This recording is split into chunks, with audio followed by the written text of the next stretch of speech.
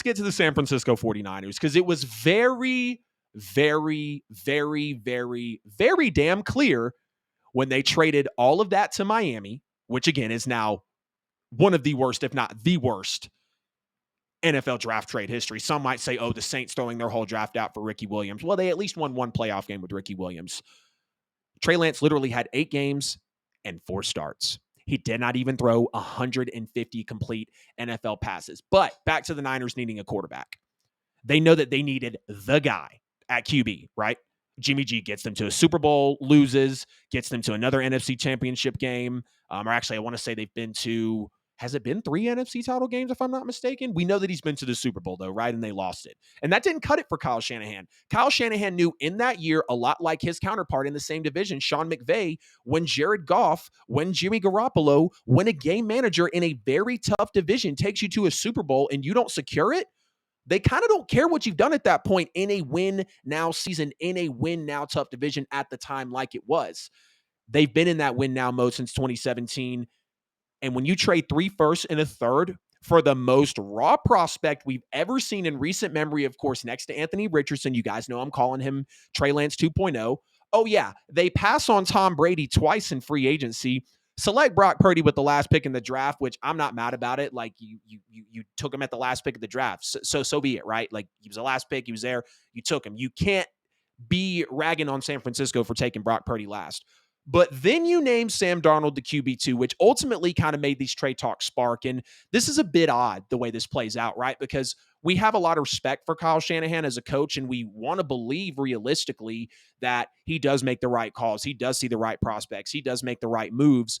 But you look at the roster and how he's built it in this time there. Again, 2 or 3 NFC title games. I don't have the numbers specifically squared away there, but we know he's been to 1 Super Bowl. He's shown to run a top elite offense with game managers at QB. And he knew, again, in today's league, that game managers cannot and will not cut it for you for NFL championships. To win the Super Bowl in the NFL, you cannot just have a game manager at the QB position. You make that move apparent. Again, you don't want a game manager. You trade up for Trey Lance. And this is kind of what makes it even feel worse. Y'all remember when the reports were, apparently when they traded up, they didn't know who they were taking? Was it going to be Trey Lance? Was it going to be Justin Fields? Was it going to be Mac Jones, with reports apparently getting out that Kyle Shanahan actually wanted Mac Jones, who might not even have a job in New England halfway through this season, or maybe even really going into the next. I'm not knocking Mac Jones. I love what he did in his rookie year, took him to the playoffs. Yeah, they might have got blown out by the Bills, but still double-digit wins. One of the first Alabama quarterbacks we've seen finally come forward, after obviously after Jalen Hurts, and actually do something in an earlier year in the NFL. But John Lynch overruns that. He says, no, I want Trey Lance. This is what we're going to get. And again, you give him 2 seasons, 4 total starts, less than 150 NFL pass attempts, and a major injury before you move on for just a 4th rounder. And hey, don't get me wrong. I'm glad they're owning it. I'm so glad they're owning it. I'm glad that they're taking it on the nose. They understand that they messed up. They understand that this is not something that they can necessarily take back. They did it. They're moving on from it, and I commend them for that. You have to be grown-ass men. You have to be adults in this league. The NFL literally stands not for long, and Trey Lance was not for long a San Francisco 49er. Again, the least amount of draft capital ever received for a top 5 draft pick. Oh, and they were open to shopping him 6 months ago, all while trusting a freshly, surgically repaired throwing arm of Brock Purdy, who was the last pick in the draft. And again, I'm not mad at you for taking him. I understand what Brock Purdy has done in his time there. I understand he got you the NFC title game, and you might even went to the Super Bowl with him. We've heard about all those conversations, but let's stay here. Let's stay now. Where is the trust in Trey Lance, though? Because that's where you come in and you're like, okay, devil's advocate. We know Shanahan's a good coach. If Darnold won that QB2 job, okay, maybe chances are Trey Lance just really isn't ready yet. Maybe he really doesn't look that good, but he's healthy, like he said. He said he doesn't even think about his ankle when he's in practice. So Shanahan, I guess, is Darnold really beating out Trey Lance for this? Is that why Trey Lance was QB3 and now he's a Dallas Cowboy? Because he needs the reps. You gave him 8 games, 4 starts. Those picks turned into Tyreek Hill, Jalen Waddle, and Bradley Chubb. And all those guys are going to get paid. Maybe once again, well, we know Tyreek's leaving after his deal is up with Miami. But to know that it didn't really feel like there was a true chance for Trey Lance. And again, 6 months ago, they were shopping him. Back in April, it would have taken something very substantial to actually move Trey Lance out. So again, was Sam Darnold really better than Trey Lance in this moment? Sam Darnold has not been a good quarterback ever in the NFL. I don't care about the first 3 games against the Panthers. What happened after that? Did the Niners give Trey Lance enough time to develop?